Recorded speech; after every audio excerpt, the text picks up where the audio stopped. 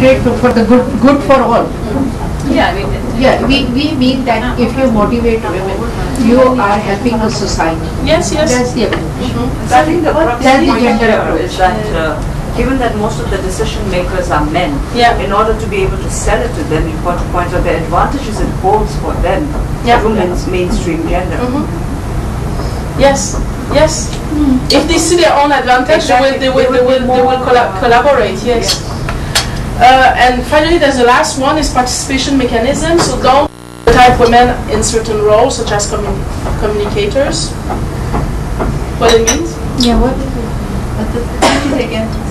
Don't stereotype women in certain roles, such as communicators. Oh yeah, that's I had written it. Because you know, even if I was kind of listening through all presentations, they say, oh yeah, men are farmers, men are this, men are that, and we understand the contribution of women. They are very good at communicating. So I mean, why are you just leaving them as communicators?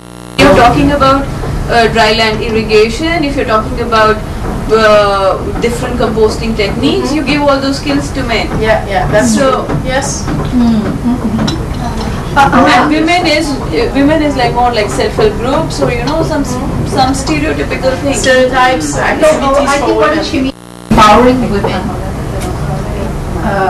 All over. All over. Yes, yes, all yes. over. Yes. That's all. But I think we should also know that there are domains that are really for women, and there are also domains for men. Like what? So, I mean, like, see, if we talk of food preparation, we should respect the domain of women. It's not really, it's not downgrading, but it's the domain. Or childbearing is more in reproduction. I mean, it's women's domain. It's not stereotyping, but all. But all we're saying is that have different capacities. Hello.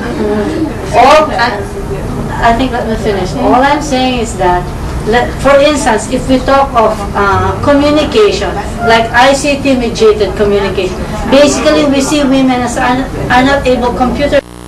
I think I disagree with training, with capacity building. Computer safety. So that's the kind. Empowering in all directions. Because I think my next point will make is to involve women in all training, awareness, skill building activities. Exactly. Yes. Empowering in all directions. And the last one was invest in. So I mean, there we are looking at the differential roles that people are playing, and unless you in care centers, there's no way that women are going to come to your training. The children behind. So that's for the training, that during the training.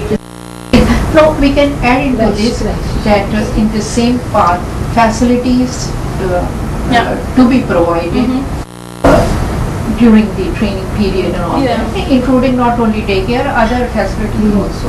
Yeah, but I think actually, generally speaking, in our countries in South Asia, we have very few creches. We have very few daycare centers. So if that facility is made available, lives of women will become much easier.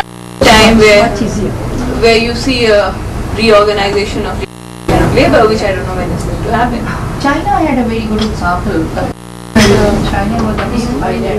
Wherever there are 10 women, they have a daycare, married women of childbearing age. The government has given them those daycares. Even in industry, we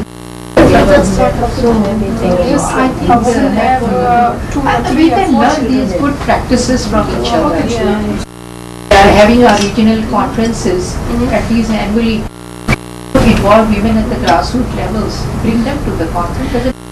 Maybe that would be a good idea. This conference was about informing us about the climate change and how it impacts on people. That would be to share experience on how we address those issues, how we help people to adapt, men and women, how we make sure. My concern very much is with all this mitigation strategy, how it will impact on women and men. Okay? For example, we know with conservation initiative where we deprive people of using the forest, okay, for conservation purpose, the first one who are suffering for that is women. They have to walk farther or they become because they use the forest anyway. Okay? So, but we never think about those issues because we don't use the gender approach. We say the community, but the community is not all the same people with the same capacity. Okay? So very important. So the mitigation, I'm very concerned about what we're going to promote for the mitigation, like the RED scheme that is coming. RED is for protecting the forest. So the country can get reward fund doing that. How it's going to be done? Okay, who will benefit from those money that will come back at the community, if it goes even at the community, but who in the community will benefit from that? And I think in the annual conferences we should also review what we respective countries have in the 1 year period and bring the good practice or good steps which we have been taken during the year or worst, so that we get a realistic assessment of what's happening. Yes. Right now we just do the conferences without any accountability. What's happening in my country? We should really bring some better from our country.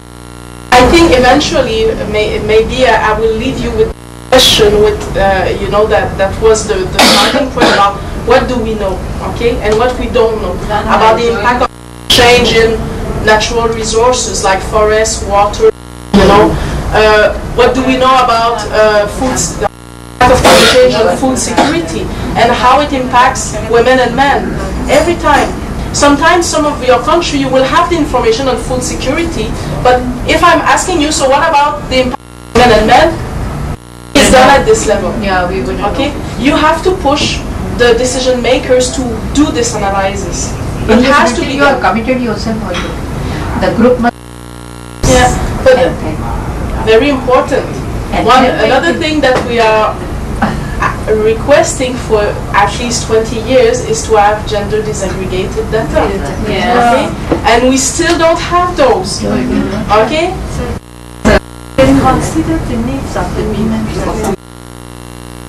yes. and then consider the roles of them, how to act. And we don't make the men and women separate each other and only